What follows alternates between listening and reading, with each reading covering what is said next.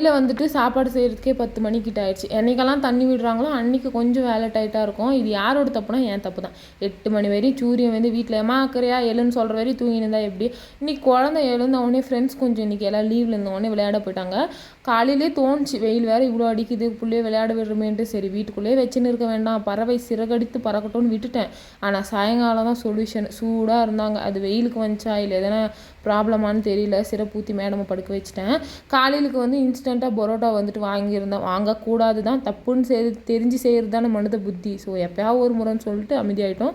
Evening பார்த்தீங்கன்னா எங்கள் husband வந்துட்டு சேலரி வந்த தினத்தை கொண்டாடுறதுக்காக பர்கரு, சிக்கன் விங்ஸ் எல்லாம் வாங்கிட்டு வந்தாங்க. சேலரி வந்த ஃபஸ்ட்டு நாள் நாங்கள்லாம் பணக்காரங்க, லாஸ்ட் நாளுங்க பிச்சைக்காரங்களோட மோசக்காரங்க, அந்த மாதிரி தான். அதுக்கப்புறம் பாட்டி வீட்டுக்கு போயிட்டு வந்து அப்படியே மடி மேலே சாஞ்சி படுத்துக்கிட்டாங்க. என்னம்மான்னு கேட்டால் எந்த பேச்சும் இல்லை. அவங்க பாட்டுக்கம்மா நான் மடியில் படுத்துக்கிறேன், என்னை தட்டிடு அப்படின்னு சொல்லிட்டாங்க. இந்த மாதிரி தாங்க சின்ன வயசுலேருந்து இப்போ வரைக்கும் எந்த ஒரு கஷ்டத்தையும் எனக்கு கொடுத்ததே இல்லை. ஊசி போடும்போது ஆட்டோ இருக்கட்டும், அவங்களுக்கு வந்து திடீர்னு வந்து டீ மேலே ஊற்றிக்கிச்சு, அப்போ கூட என் பொண்ணு எந்த கஷ்டத்தையும் எனக்கு கொடுக்கவே இல்லை. ரொம்ப நல்ல பொண்ணுங்க என் பொண்ணு.